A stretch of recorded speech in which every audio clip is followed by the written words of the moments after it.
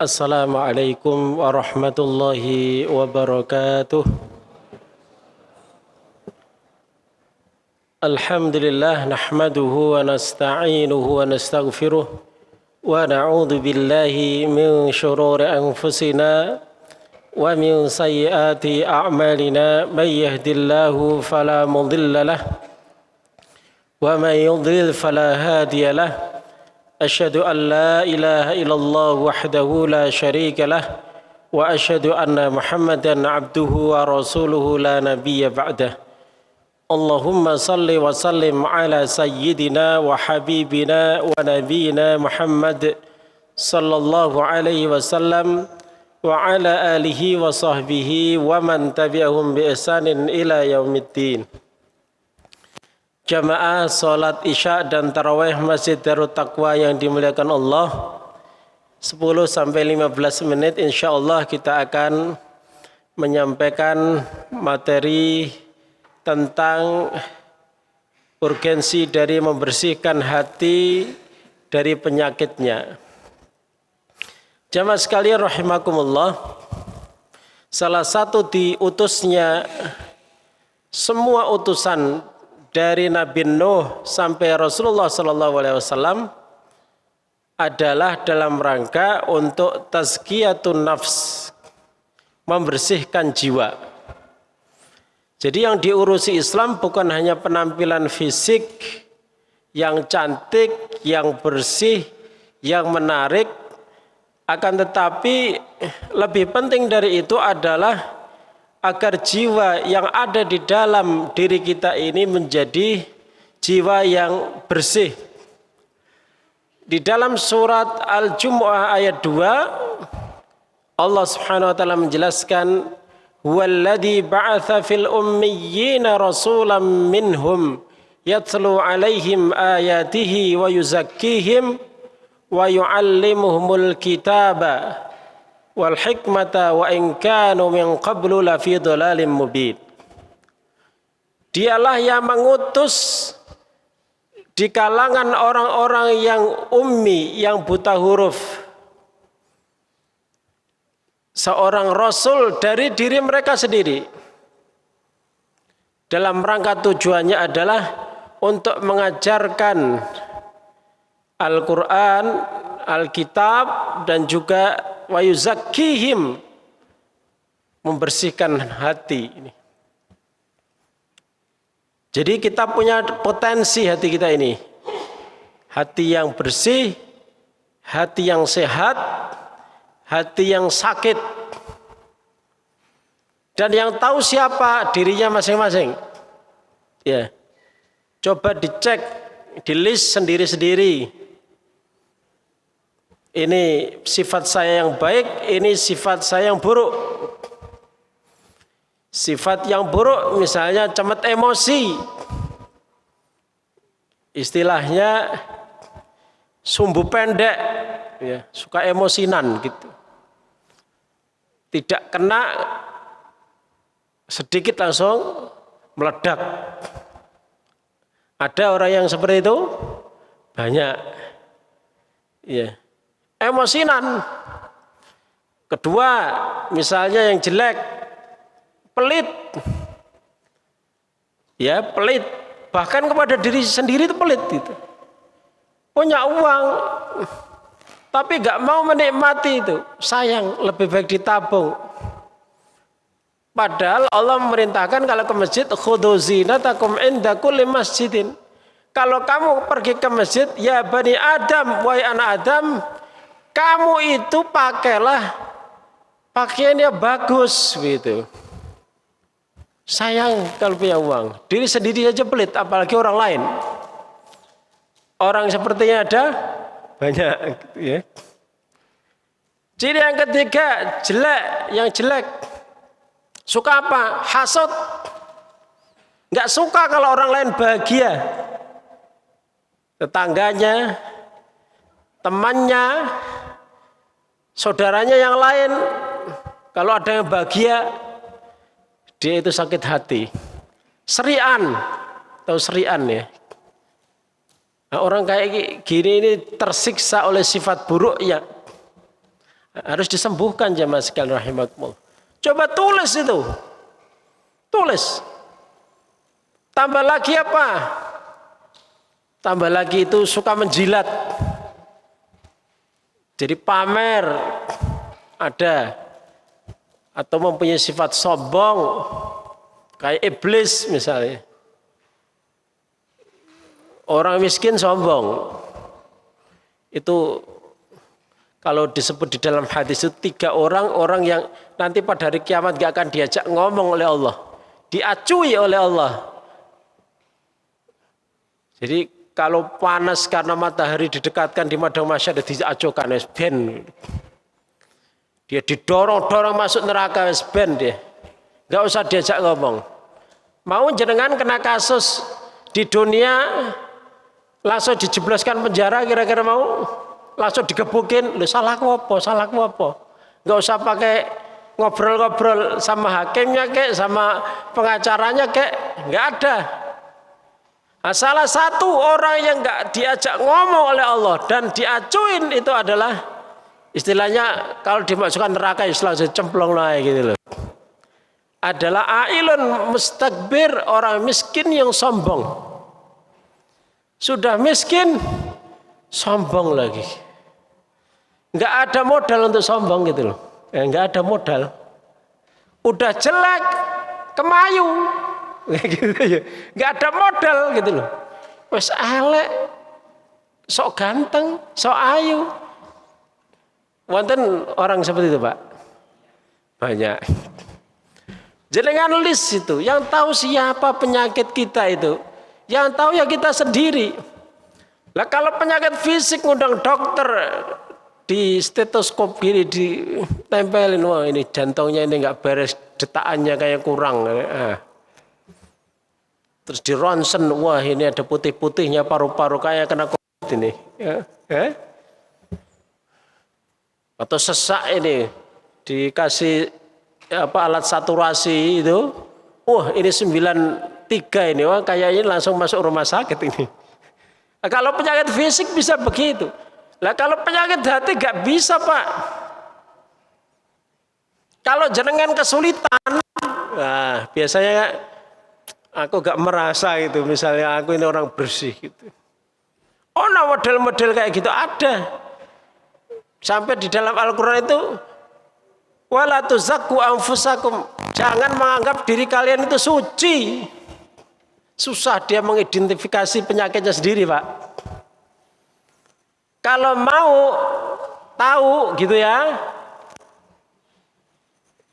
tahu penyakitnya, tanya kepada orang-orang terdekat. Pertama dalam kaitannya dengan orang yang paling dekat itu kepada istri Pak. Tapi jenengan jangan marah. Dik, saya ini penyakit hati saya ini apa? Karena tiap hari berhadapan, berdekatan itu mesti nanti disebutkan Pak. Bapak ini orangnya emosinan. Gitu. Pertama, Bapak ini orangnya males beribadah. Tidur aja. Tapi jenengan jangan marah Pak. Kemudian yang kedua kata Rasulullah adalah tetangga. Tetangga Pak, itu dalam kaitan dengan hubungan sosial. Nah jenengan diomongi tetangga penyakit buruk itu jangan marah Pak. Pak, kok kamu dirasa-rasain orang itu? Jangan marah, dirasain gimana? Bapak ini orangnya egois bisa kayak begitu. Itu jenengan jangan marah karena apa? Kata Rasulullah, kalau tetangga mengatakan baik, maka kamu baik. Tapi jika tetangga mengatakan buruk, maka kamu buruk. Yang paling tahu itu siapa? Tetangga Pak. Kecuali zaman sekarang kalau punya rumah besar gak punya tetangga. Ya dia rumahnya besar, terus pagernya tinggi, langsung depannya berhadapan dengan jalan besar. Kira-kira kayak begitu gak enak hidup kayak begitu itu Pak. Lebih enak tinggal di daerah yang begini, di perumahan yang saling terbuka, Kalau di kampung itu bahkan nggak ada pagernya. Kadang kita minta sayur itu ngambil aja di dapur sendiri gitu. Kurang apa ikan ambil aja sendiri, masuk. Ngambil apa aja nggak usah minta-minta, langsung aja ngambil sendiri gitu. Itu kalau di kampung. Nah itu jamaah sekalian rahimakumullah. Yang paling tahu untuk ada aib kita masalah interaksi dengan orang lain itu tetangga, istri, tetangga. Kemudian yang ketiga adalah teman yang suka bepergian bersama, Pak. Coba jenengan bepergian bersama sama seorang, nanti luar dalam jenengan tahu. Oh ternyata gitu. Tapi sebagai seorang muslim kita harus bisa menutup aib saudara kita. Seandainya kita mendapatkan masukan itu jangan tersinggung karena dia adalah dokter begitu. Ya mas sekalian rahimakumullah. Berat Pak untuk membersihkan penyakit hati itu berat. Karena apa? Perlu dikerok. Dikerok Pak. Jenengan punya penyakit pelit Pak. Atau ibu-ibu punya penyakit pelit, susah. Kadang kita nyimpen makanan itu loh Pak, sampai jamur-jamuran gitu. Itu saya mangan sopo nih jamur nih di kulkas. Kalau bisa di kulkas itu gak usah nyimpen apa-apa Pak. Kalau ada tetangga kasihkan udah, kasihkan gitu. Jenengan itu kayak keran gitu loh. Itu cepat nanti rezeki jenengan itu Pak. Jadi di rekening itu jangan terlalu banyak, kecuali kalau ada agenda besar ya. Misalnya masjid mau bikin sekolahan, ngumpulin dana itu lain lagi. Kita secara pribadi itu gak usah terlalu banyak menimbun harta di rekening. Jenengan itu disalurkan aja. Kecuali kalau ada punya rencana besar, tahun depan anaknya kuliah, ya sebatas berapa kira-kira simpen. Sisanya itu langsung alirkan ke orang lain. Itu nanti rezeki jenengan itu nggak putus-putus Pak. Percayalah. Tapi nek simpen ae. Ono saudarane mau operasi, Mas pinjem uangnya dong 10 juta. Ini mau operasi nih, besok harus ada DP. Mohon maaf ya uang saya nanti mau kepake. Itu kalau nggak bohong. Kalau bohong ini, saya nggak punya uang. Gitu. Ya udah, kuliahnya anaknya masih 2 tahun atau 1 tahun, oh masih lama bisa nantilah. Ya udah ini pakai dulu 10 juta. Tapi ini uang nanti untuk kuliah anak saya ya, nggak masalah begitu. Ojo, aduh nggak punya saya, mohon maaf ya. Pelit, pelit itu kalau dipelihara Pak, hancur hidupnya. Miskin terus orang yang pelit itu. Kita kepengen Allah mengucurkan rezeki yang banyak gitu. Tapi jenengan pelit. Gimana Allah mau ngasih bayo jenengan pelit? Ibaratnya kalau ada sungai kita itu menampung, nggak mau dialirkan. Busuk itu Pak airnya. Dialirkan biar nanti ada mata air baru yang datang. Sehat itu air kalau mengalir terus. Jadi kalau jenengan misalnya habis dibagi-bagi, ini kan menjelang Idul Fitri ini biasanya THR dan lain sebagainya itu, apalagi malam Lailatul Qadar kita kepengen ngasih 1000 dikalikan 84 tahun kan gitu ya, malam.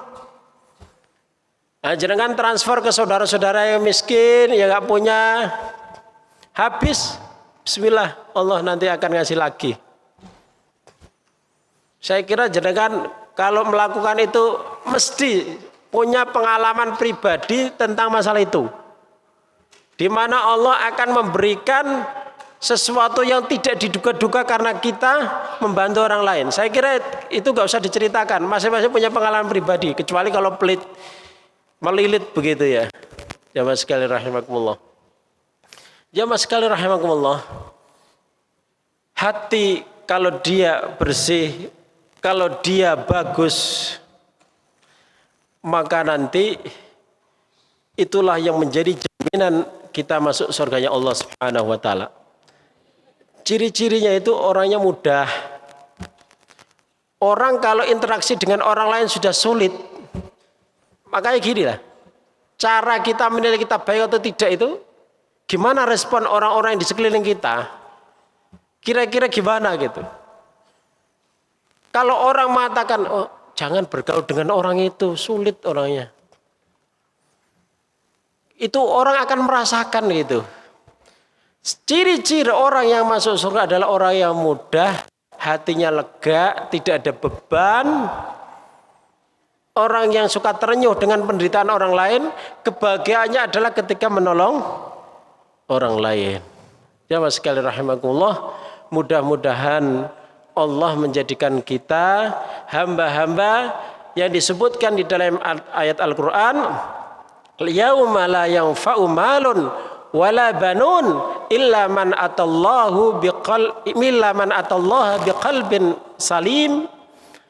Pada hari tidak bermanfaat harta, tidak bermanfaat anak-anak kecuali yang datang kepada Allah dengan hati yang salim, yang sehat.